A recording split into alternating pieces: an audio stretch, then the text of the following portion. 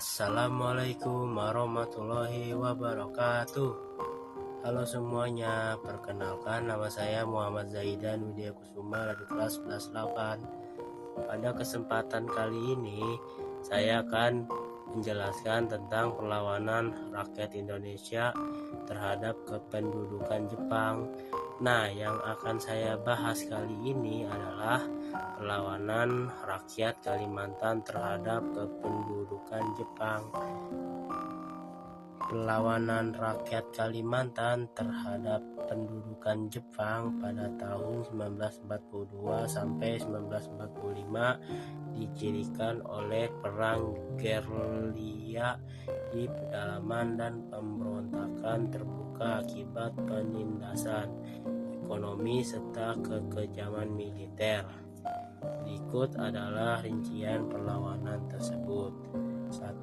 Latar belakang perlawanan. Perlawanan dipicu oleh beberapa faktor utama: praktik romusaha pengejaan paksa penduduk untuk proyek militer Jepang dalam kondisi tidak manusiawi, monopoli hasil bumi, penyitaan hasil panen dan sumber daya alam secara paksa yang menyebabkan kelaparan hebat, kekejaman, kompetiai polisi militer Jepang sering melakukan penangkapan, penyiksaan, dan eksekusi terhadap tokoh masyarakat yang dianggap tidak setia.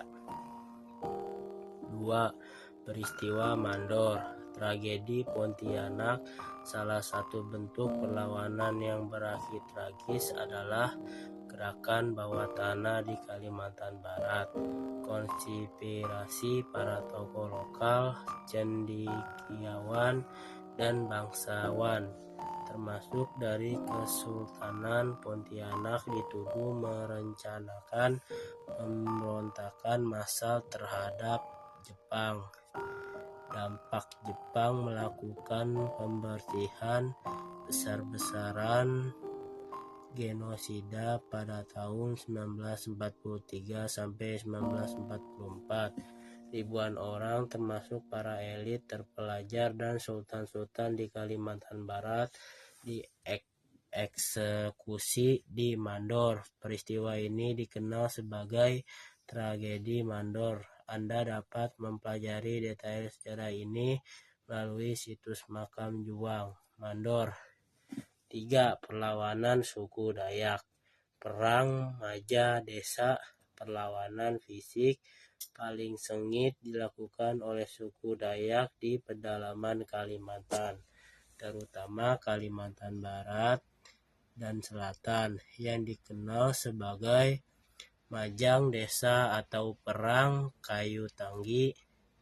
Pemimpin dipimpin oleh tokoh-tokoh lokal seperti Pangsuma, seseorang pemimpin Dayak yang sangat disegani.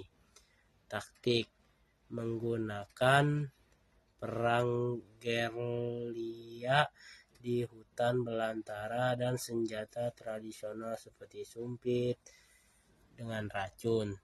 Parang dan mandau pemicu kemarahan atas perlakuan sewenang-wenang Mandor Jepang terhadap buruh lokal dan pelecehan terhadap adat istiadat setempat. Hasil pasukan Pangsuma berhasil merebut beberapa pos pertahanan Jepang seperti di Maliau, meskipun akhirnya Pangsuma gugur dalam pertempuran. 4. Perlawanan di Kalimantan Selatan. Perlawanan muncul melalui gerakan bawah tanah dan sabotase. Gerakan bawah tanah melibatkan tokoh-tokoh seperti Pangeran Muhammad Noor dan organisasi pemuda yang melakukan sabotase terhadap fasilitas komunikasi dan transportasi Jepang. Serangan terbuka. Kelompok perlawanan sering menyerang patroli kecil Jepang untuk merampas senjata. 5. akhir perlawanan rakyat Kalimantan terus berlanjut hingga kedatangan pasukan sekutu terutama Australia pada tahun 1945 dalam operasi Oboe.